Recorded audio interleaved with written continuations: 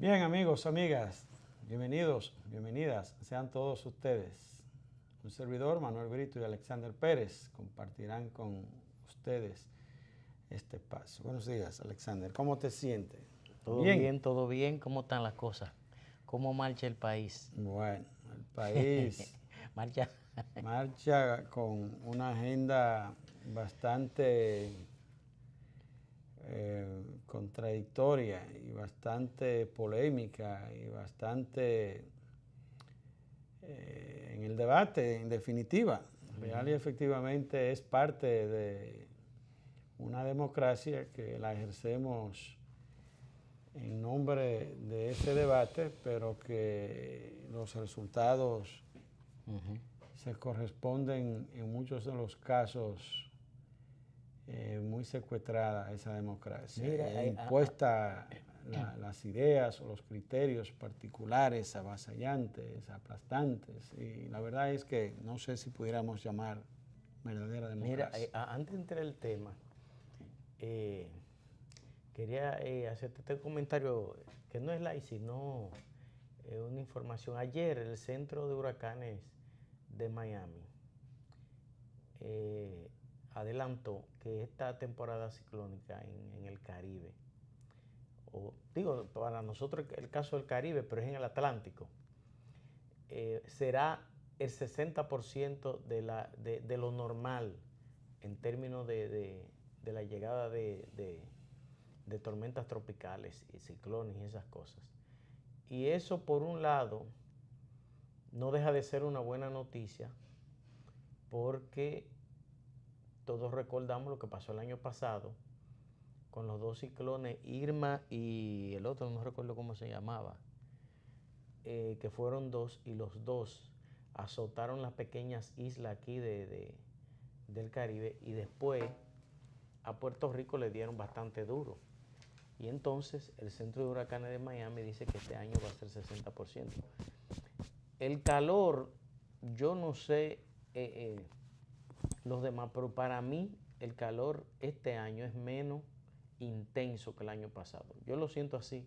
No sé qué pensarán las demás personas, pero el año pasado era una cosa sofocante.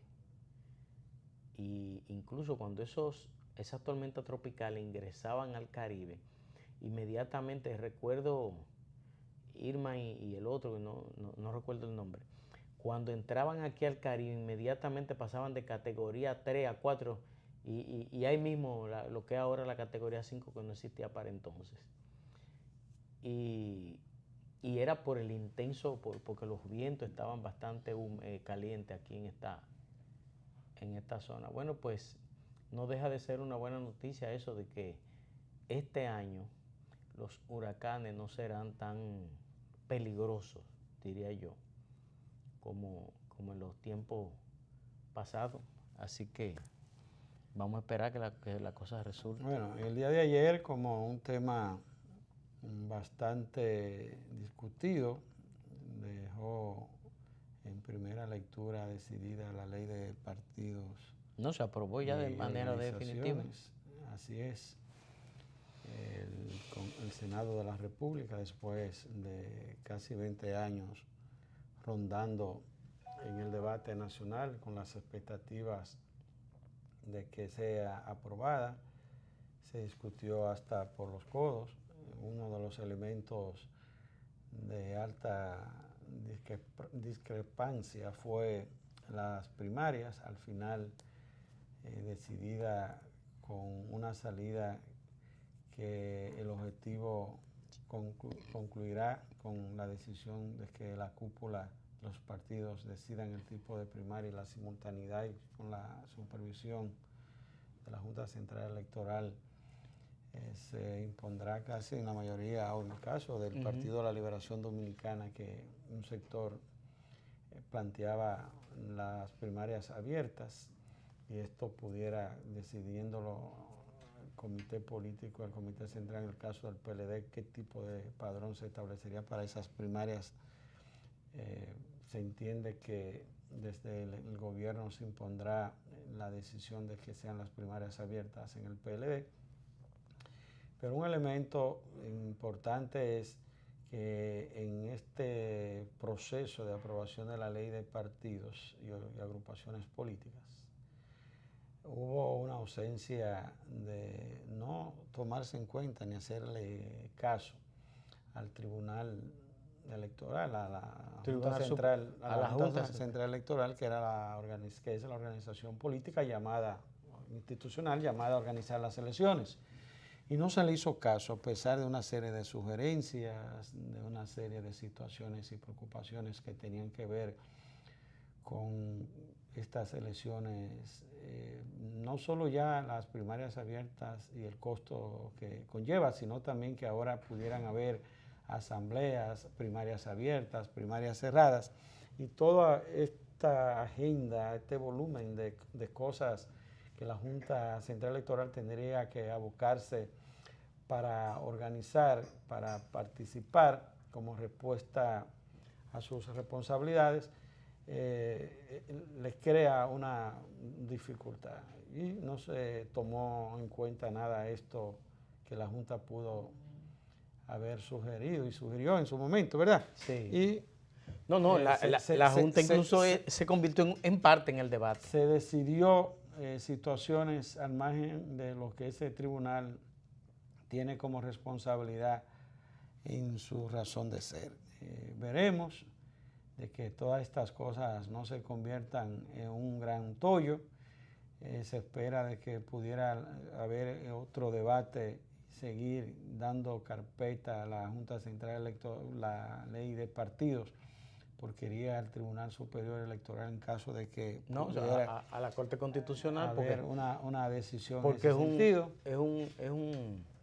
Es un elemento de inconstitucionalidad que se está alegando. Se pudiera alegar. Entonces, por ahí anda el fantasma de esta situación. Ahí la ley de partidos tiene y organizaciones una serie de aspectos aspiracionales de las organizaciones políticas, que incluso la propia Constitución lo establece, la misma ley de partido, aunque no con una serie de detalles y las consecuencias. Pero más que esta ley, lo que se espera es la voluntad y la capacidad que tengan los partidos para hacerla respetar. Con relación al transfugismo, una vez que tú ya tengas una campaña, después tú tener una oportunidad de ir a otro partido, eso no es posible. La reglamentación de los recursos, la reglamentación del tiempo de la campaña. Mira, hay una serie de elementos que esperamos que, más que celebrar o sentirnos opuestos con algunos aspectos en la manera en que se produjo la decisión de esta ley, habrá que ver su cumplimiento. Mira, Brito, una situación sumamente debatida y sumamente criticada.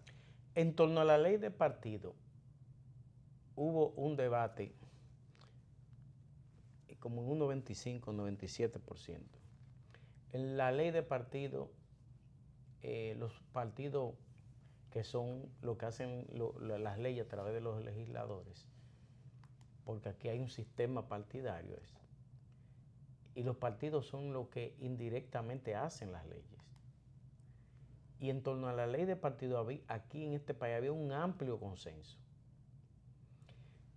El único elemento que causó crispación en la discusión de la ley de partido fue el de las primarias, porque el presidente Danilo Medina planteó, y así después se acogió, que los candidatos a lo interno de los partidos sean escogidos por la sociedad en su conjunto, que todo el mundo pueda ir a votar a los procesos internos de los partidos. El doctor Leonel Fernández planteó que eso no se podía porque era inconstitucional. Y planteaba el artículo de la Constitución de la República que se refiere a la democracia interna en los partidos. La asociación... Y a la libre asociación. La libertad de asociación, que también contempla la Constitución de la República. O sea, y entonces ahí surgió un ácido debate en ese solo aspecto. Pero en los demás aspectos hubo consenso, como bien lo explicó ayer Radamés Jiménez. O sea, el debate fue en torno a la ley de partido, lo que provocó la división de posiciones a lo interno del partido de gobierno fue la ley de partido. ¿Qué yo pienso? Y voy a poner un ejemplo práctico. Vamos a suponer, por un momento vamos a suponer que en el PLD haya un consenso en torno a que Leonel sea el candidato presidencial del PLD. Y el PLD,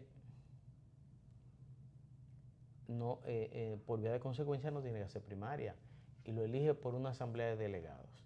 Ahora, en el PRM, que están Hipólito y Luis Abinader y el alcalde David Collado, vamos a suponer que haya una competencia entre ellos tres. Yo no, y que el PRM decida hacer esas primarias abiertas. El PLD o una facción del PLD podría, es más, en este caso, Hipólito Mejía prácticamente es un empleado del gobierno y tiene un maridaje permanente con el gobierno. Yo no descartaría que un sector del PLD o el PLD como partido o como sea, mande a sus militantes a votar a las primarias del PRM por Hipólito Mejía o por cualquiera de los otros. O sea, eso es un ejemplo que estoy poniendo para que se vea que de por sí ese método se presta a una manipulación del proceso y a crear una inestabilidad política en el país. Pero ya eso está aprobado, ya eso es de ley. Y no creo que eso se vaya a recurrir a la Corte Constitucional. No lo creo porque en la Corte Constitucional hay unos cuantos jueces que lo que aspiran es a quedarse. Y hay otros, y no sé hasta dónde pudieran otros tener una postura muy venal hasta llegar a vender su voto. Y si fue fácil lograr una mayoría para aprobar esa ley, yo creo que lograr doblar el pulso en la Corte Constitucional sería más fácil. Por vía de consecuencia, no creo que ningún sector vaya a apelar a llevar eso a la Corte Constitucional. Pienso que eso se va a quedar así. Entonces, ¿qué yo pienso? Que los partidos ahora lo que deben de hacer es poner en sus estatutos internos cómo van a manejar esos procesos, como forma de evitar ruidos innecesarios en los procesos internos. Yo no sé qué dice en los estatutos del PRM sobre su selección Pero eso ellos asumieron las primarias cerradas, porque Ajá. sus estatutos, sí. aunque no, pero yo me refiero a que cizagueo, terminaron entregado y vendido al gobierno. Entonces, en esa posición. Entonces el estatuto del PLD dice que decide que es su militancia. La base del partido un proceso que es su militancia. con el padrón de los miembros del partido. De todos modos, ya es un elemento que está aprobado. Pero yo pienso, Alexander, yo pienso que los partidos lo que tienen que hacer ahora es, en su reglamento interno, poner sus propias reglas como forma de evitar, porque esa ley, en eso estoy de acuerdo con el señor Rafael Alburquerque, el vicepresidente Rafael Alburquerque, que decía que así como fue aprobada esa ley, se presta a que se vulnere el derecho de la militancia de los partidos. No, indudablemente que el aspecto de tomarse en cuenta la razón de ser de la estructura partidaria de los partidos queda aquí definitivamente liquidada, en el sentido de que ya no habrá importancia en que los militantes pudieran elegir por su propia naturaleza sus candidatos. Quienes serán los comités de base de los partidos serán las juntas de vecinos, las organizaciones comunitarias, los comerciantes organizados, y los partidos no tendrán de manera directa la militancia de los partidos, una participación en la elección de sus candidatos.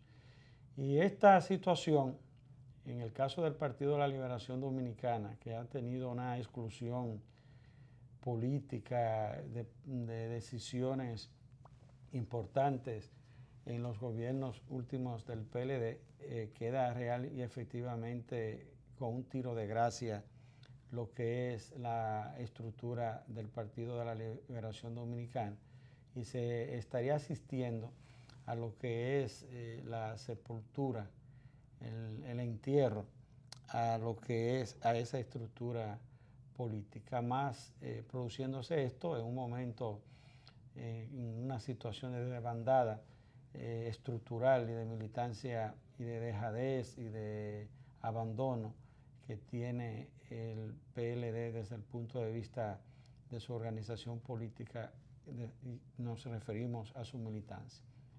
Entonces, en este contexto, la verdad es que deja excluida la razón de ser de tu militar en un partido. ¿Para qué? ¿Para qué? ¿Cuál es tu papel? Además, si tú quieres ser candidato, tú vas y te inscribes con unos cuartos y ya eres candidato. Ser miembro del comité central es igual desde el punto de vista de decisión partidarias o de esas decisiones partidarias que tu vecino, que es de una junta o de una organización, un club de la comunidad de base, de la iglesia, del equipo de una iglesia evangélica. Ya es lo mismo desde el punto de vista de una decisión. Y pudiera tener hasta más importancia que el propio dirigente político, porque el candidato o el equipo de un candidato verá con mayor valor e importancia a quien participa en una organización comunitaria de este tipo, porque le va a llevar un determinado número de votos. César Pina Toribio, que es una especie de gurú del derecho ahí a lo interno del Partido de la Liberación Dominicana, y digo esto porque fue el consultor jurídico de Leonel Fernández y después el consultor jurídico de Danilo Medina. Y con experiencia vasta del derecho. Y además hijo de Ramón Pina Acevedo. En el área electoral. Ajá, sí. Él decía que bueno, que ya eso estaba, pero que todavía, como la ley no había sido aprobada en el Senado, que el Senado tenía la oportunidad de enmendar algunas cosas que para evitar que sea inconstitucional. Que no era apropiada que se aprobaran de esa forma.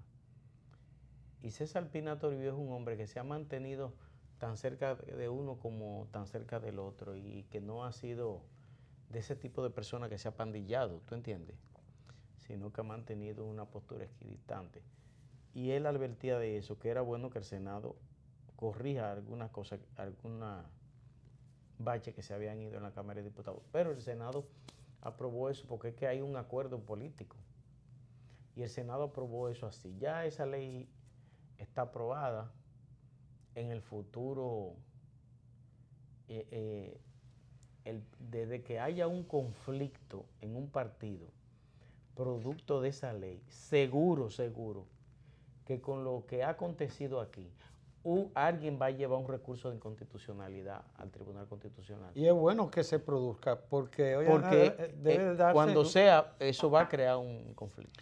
Y debe de darse, Alexander, porque pudiera uno, así en lo que fue el calor del debate, no detectar, producto del desconocimiento de la población, desconocer elementos esenciales que pudieran observarse con un debate ya desde el punto de vista inconstitucional que se pudiera estar dirimiendo y aportarse situaciones para la historia como reflexión y que pudieran servir en definitiva, al margen de que los miembros del Tribunal Constitucional pudieran estar comprometidos, pudieran obedecer porque se han comprado, porque se han chantajeado para tomar una decisión.